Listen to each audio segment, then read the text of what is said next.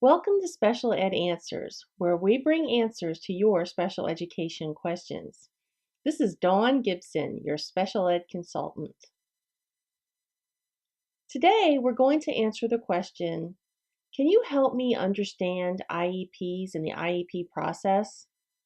Let me just say that in my experience, many parents feel confused and overwhelmed by all the papers and decisions that face them before, during, and after an IEP meeting. We're going to answer this question in two videos. Today, we'll look at what is an IEP and how does the process work. Next time, we'll address how can I make sure the IEP process works best for my child. IEP stands for Individualized Education Program or Plan. In a nutshell, the IEP is an individualized plan designed to help ensure that your child will make adequate progress for the year. So the plan is a set of goals with benchmarks as well as accommodations and modifications that are prescribed to help your child overcome his or her learning difficulties and meet those goals. Think of an IEP written each year like segments of a railroad track designed to keep your child's education on track.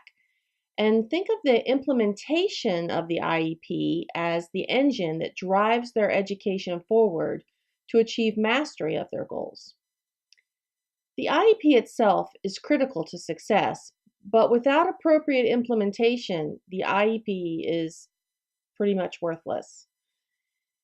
Note that most states call this an IEP meeting, but some states have chosen a different name. For example, the state of Texas calls this an ARD meeting, but it's the same thing under IDEA law. ARD stands for Admission, Review, and Dismissal.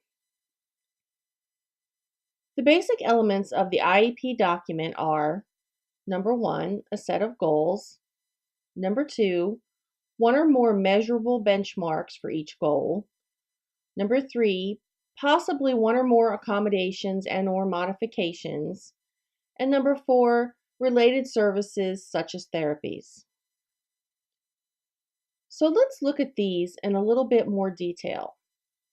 First, a set of goals that are both appropriate and achievable. It is important that the goals will challenge or stretch your child.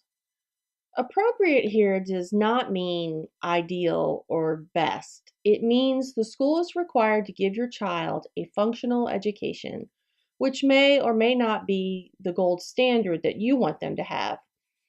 For example, you as parent may know of a specific reading curriculum that you think would be beneficial to your child. But if the school has another curriculum and they can show that it's satisfactory to meet your child's needs, then they are free to use the curriculum they already have.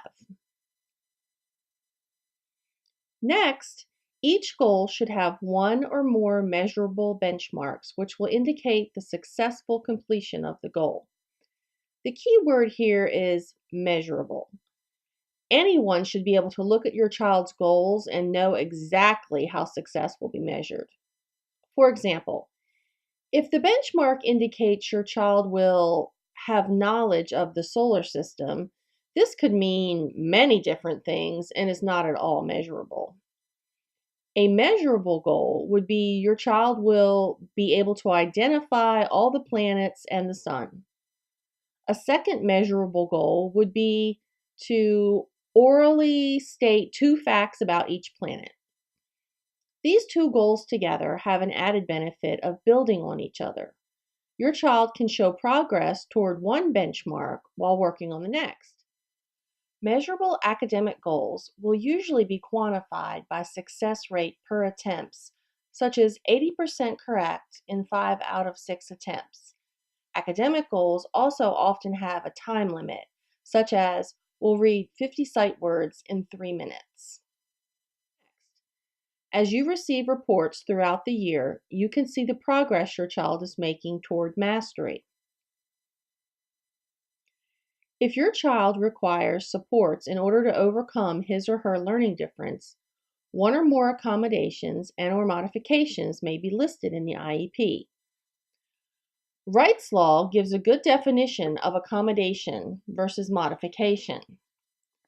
An accommodation allows a student to complete the same assignment or test as the other students, but with a change in the timing, formatting, setting, scheduling, response, and/or presentation. A modification is an adjustment to an assignment or a test that changes the standard or what the test or assignment is supposed to measure. An example of an accommodation would be that your child is given extra time to complete written assignments. But an example of a modification would be that the child is only required to answer half of the questions for written assignments. Last, the IEP will list any related services, such as therapies necessary to assist your child.